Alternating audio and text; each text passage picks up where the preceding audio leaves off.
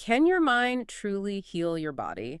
I mean, it sounds almost too good to be true, right? But what if the science is actually far more compelling than we often imagine?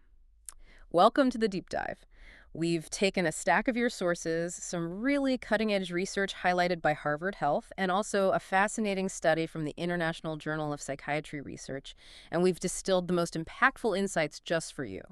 Yeah, and our mission today really is to unpack how our beliefs, our expectations, even the very ritual of getting treatment can profoundly influence our health, our well-being. We're going to explore not just what the placebo effect is, but really how it works and maybe most importantly, why understanding it genuinely matters in your day-to-day life. Okay, so let's start there. This foundational idea, the brain convincing the body a fake treatment is real, actually stimulating healing.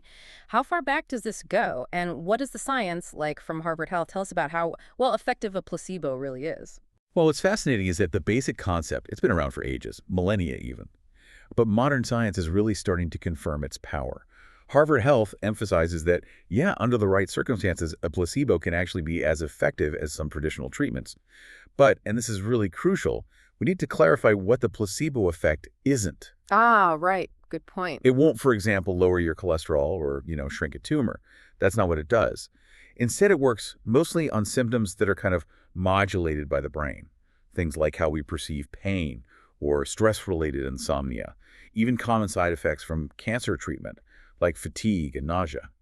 It can genuinely make you feel better, sometimes significantly so, but it doesn't cure the underlying disease itself. Okay, that's a really important distinction because it's easy to hear mind heals body and think, miracle cure for everything. So if it's not curing the actual condition, what is the body doing when it responds? What's the mechanism here? Is it just thinking positive? No, it's actually far more than just positive thinking. Harvard Health points to a really complex neurobiological reaction.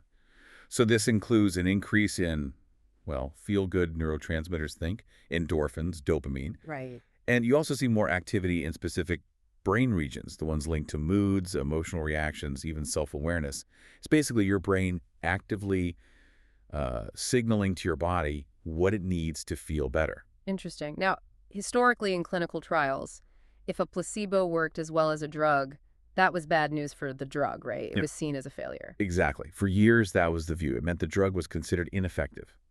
But that perspective has really, really shifted now in scientific circles. Experts now tend to view a reaction to a placebo not as proof a treatment doesn't work, but actually as evidence that another mechanism, a non-pharmacological one, is at play. Ah, so it's like another factor entirely. Precisely. And that opens up completely new ways to understand healing and how the mind and body interact. We've talked about the brain chemistry, but you mentioned earlier the ritual of treatment. So it's not just about what's happening inside our heads. Not at all. It seems deeply tied to the whole experience. Harvard Health talks about this environmental and ritual factor. Think about it. You go to a clinic, you're examined by doctors, maybe in white coats, you get pills that look, I don't know, official or exotic, maybe undergo procedures. The whole performance of it. Yes, all of that creates this feeling of being cared for, of attention, and builds expectation. And that seems to profoundly impact how we perceive our symptoms. Okay, that makes a lot of sense. But here's a question. What if you know you're getting a placebo? Doesn't that, break the spell? You'd think so, wouldn't you? Yeah. But this is where it gets really fascinating. The answer, surprisingly, is often yes, it can still work. Harvard Health mentions a study, I think it was in Science Translational Medicine, looking at migraine pain. One group took a pill that was clearly labeled placebo. No way. Labeled placebo. Yep. And it was still pretty effective. It reduced pain by about half as much as the actual migraine drug did. Wow. The researchers thought a big part of it might just be the physical act of taking a pill. We associate that whole ritual with getting better. So even if your conscious mind knows it's fake, that deeply ingrained association, that ritual can still stimulate the brain. It's like the brain goes, pill taking time. Healing happens now. That's kind of wild. So, okay, if the ritual itself is powerful, how can you, the listener, harness this beyond just taking a sugar pill? Well, Harvard Health suggests things like practicing various self-help methods Yeah. or engaging in what they call the ritual of healthy living. This includes things we often talk about: eating well, exercising regularly, maybe yoga, making time for quality social connections, meditation. The usual suspects for well-being. Exactly.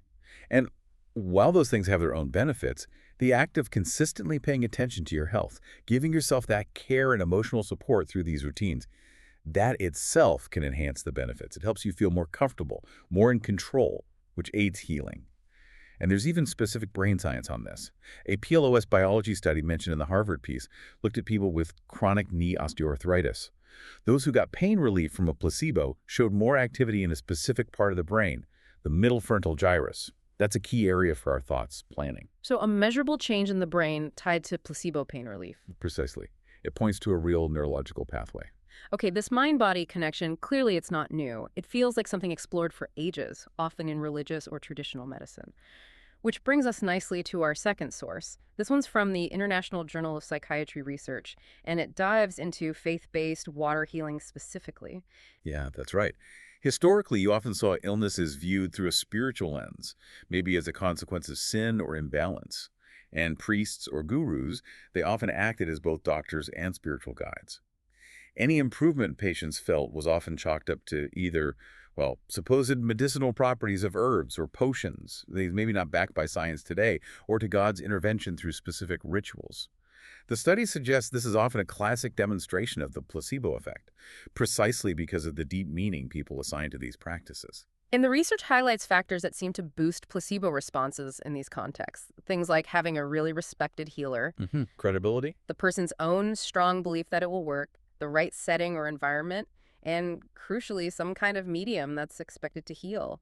And water comes up again and again as a key medium. It really does. And it's interesting how that deep belief in water's power has led to various claims over time, some quite controversial, like Masaru Emoto's work. He claimed water could listen and change its structure based on words or intentions. Oh, yeah, I remember hearing about that, the photos of water crystals. Right. Now, scientifically, his findings haven't really been replicated successfully, but he still gained a huge following. People reported powerful personal experiences, which, whether you believe the water changed or not, it just underscores the incredible power of belief itself. And the study gives some really concrete examples of water in faith healing, like Iranian prayer healing, using prayed-upon water and sugar, or the Cherokee practice of going to water with a medicine man, and healers in rural Gujarat giving holy water for different problems, even mental illness. Right. Then there's the really famous one, the Lourdes Sanctuary in France. Thousands of reported healings, 70 deemed miraculous by the church, mostly women, interestingly. And recent studies apparently showed people reporting more pleasant sensations just from using Lourdes water. And the source also details a specific Muslim practice, reciting verses from the Quran over water to give it therapeutic benefits. This water is then used for all sorts of things, from colds to more chronic conditions. Now, some credit the prayer's power directly, while others, looking scientifically, would point towards the placebo effect being strongly involved due to that expectation. Which actually reminds me of another study mentioned, kind of a parallel, this aqua-charged energy water experiment. Participants got normal bottled water but were told it was caffeinated. Ah, yes, the expectation effect again. Exactly. They reported feeling more alert, their blood pressure actually went up. Until they were told. Right, until they were told it wasn't really caffeinated, and then poof, the feelings and the physiological changes just vanished. It really shows how powerful expectation is. That's a perfect lead-in to the current study in the International Journal of Psychiatry Research, because its whole purpose was to specifically isolate and look at the impact of expectation in this context of faith-based water healing. They focused on Muslim students, and the hypothesis was basically that those who expected the water to be prayer-infused would end up with a more positive mood afterwards. Okay, so how did they actually test that? What was the setup? Well, they took Muslim university students, aged 18 to 25, and split them into two groups. The experimental group, they got a list of prayers and were told the water they were about to drink was infused with those prayers. The control group just got plain water, same source, but with no mention of prayer or infusion, just here's some water. Simple enough. And how did they measure the effect? They used a standard mood assessment scale, the Brief Mood Introspection Scale, or BMIS. They measured everyone's mood before the water, then had a 15-minute period where they drank it, and then measured mood again after. And what did they find? Did the expectation make a difference? It really did. The findings were quite compelling. The experimental group, the ones who believed the water was prayer-infused, they showed a significantly higher average emotional well-being score after drinking the water. Higher than the control group. Significantly higher than the control group's score after drinking plain water, yes. And also, within that experimental group, their own mood scores went up significantly from before drinking the water to after. Wow. So the belief itself seemed to directly impact their mood. That's exactly the study's conclusion. These findings strongly suggest that the expectation of a faith-healing intervention, even when there were no actual religious elements added to the water they used, can produce significant improvements in mood. And this leads them to call on researchers, basically saying, look, you have to recognize and account for the role of placebo effects when studying faith-based practices. That makes sense. The study's discussion section points out that, look, prayer-infused water is common in many Muslim societies, but it often gets dismissed scientifically.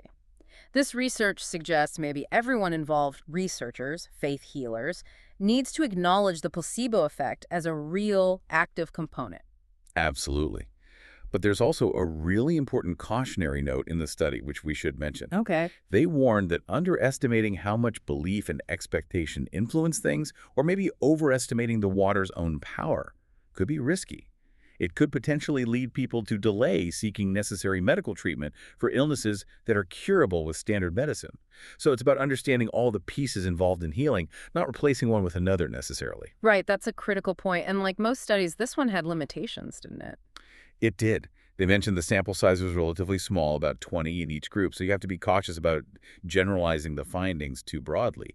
And also, because faith is such a sensitive topic, there's always a possibility that participants might have given answers they felt were more socially desirable. Sure, that's always a factor in this kind of research. Yeah. And looking ahead, the authors suggested some interesting directions for future research, like actually using genuinely prayer-infused water in a study to try and separate the psychological belief effect from any potential actual spiritual effect. That would be fascinating. Definitely. And also exploring how different religious groups might respond to holy water from other traditions, or testing effects on actual physical illnesses or pain, not just mood. Lots more to explore there. So bringing this all together, what's the big takeaway from this deep dive? It seems undeniably clear that our minds and bodies are way more interconnected than we might think. From how we feel pain, to our mood, our general sense of well-being, the power of expectation, the power of ritual, it's significant. It really is. Yeah. And I think the key thing is that understanding the placebo effect isn't about dismissing any particular approach to healing, Well, whether that's conventional medicine or faith-based practices or something else entirely. It's really about gaining a more complete, a more scientifically informed picture of this incredibly complex interplay between our minds, our bodies, and the context, the whole situation surrounding healing. So maybe a final thought for you, listening. Considering how powerfully just expecting something can shape how you feel, how might consciously knowing about this effect maybe empower your own daily health practices, your approach to feeling better, maybe even beyond what traditional medicine offers? Something to think about.